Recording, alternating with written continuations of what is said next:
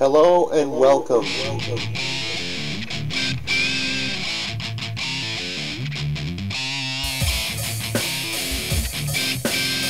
Today we've got something special for you.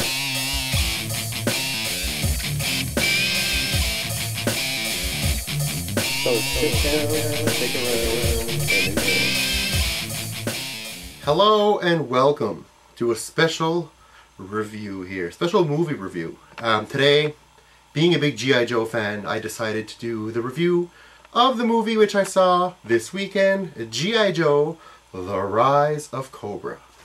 So sit down, stick around, and enjoy. Now I want to start off by saying I was pretty much on the same foot as everybody else going into this movie, from what I've read and what I've heard online and whatnot, people talking and all that stuff. You know, in my opinion, I watched the trailer for this movie and I thought, oh my god, this movie is going to be a piece of crap. Seriously. The trailer looked like something was made for TV. It looked like a made for TV movie. So pretty much I went in there thinking, okay, I'm going to go see this movie. It's G.I. Joe. I have to see it, you know. I'm a huge fan of the series. I have to go see this movie. Wasn't expecting much. My expectations were about here for the movie. So I went in there with keeping in mind that expectations were there. Now, some people out there say G.I. Joe and they're saying it's better than Transformers 2, you know what I mean? In theory, I guess it is. I guess I enjoyed more G.I. Joe, The Rise of Cobra, than Transformers. Now, not to say the movie's not without faults. It is. But the thing is, when I went to go see Transformers 2, although the movie was good, my expectations were here. And the movie delivered here. While when I went to go see G.I. Joe, because of the trailers and just the whole negative publicity around it, my expectations were there. But the movie was really here.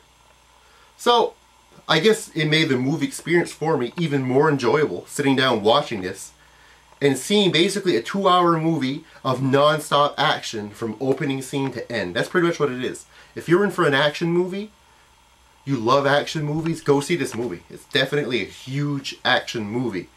If you're looking for big character development, storyline and stuff like that, this probably isn't the movie for you. Because there isn't really that much character development in the movie as a whole. What is kind of nice though is they kind of go and try to do origins to some of these people, mainly the villains. They're a little different from what we've read in the comics, but let's face it, in the cartoon series, there wasn't really any origin to most of the people, if not everybody. There were really no origins in the comics. In the animated series, sorry, it was what it was. It was basically a huge fest of characters running on screen and doing some insane action stuff. And that's pretty much what this movie is. The action scenes are great. I found they were a lot better than I thought what they were going to be. The CG in it was very, very good. Really impressed with it. The characters themselves were neat. I liked them, you know. Storm Shadow was cool. Snake Eyes was also neat, you know, as usual. Destro was kind of a cool character. Baroness looked hot. Baroness was hot. But Sienna Miller also did a good job on the role. So, I mean, I can't knock it for any of that. I mean, it was good. I sat down there and I was like, wow, you know, I actually want to watch this thing. I think what's cool about the movie, and anybody who watched the series or read the comics, you know, the comics were a little more adult oriented, I guess, and they were a little more well written out than the series was, you know, for those who've seen both mediums can attest to that. The thing that was kind of neat about the show, the movie, is it didn't take itself too seriously. Just like the episodes. It never took itself too seriously. I mean, come on. Think about, first of all, think about the movie that you're getting here.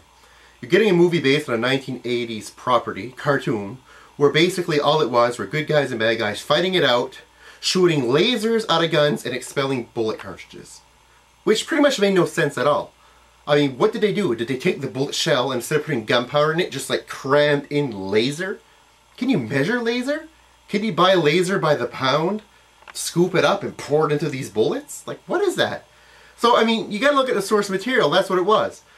So you can't expect a movie that's going to deliver this huge, huge, invigorating, super storyline that's going to blow your mind. It's not going to happen. It's not what it is. It's a fun movie.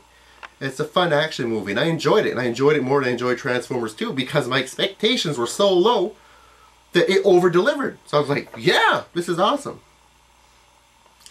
So I guess overall, I mean, if you haven't seen the movie, go and see it. Give it a chance. Seriously, I mean, you got nothing to lose. You're going to get good action.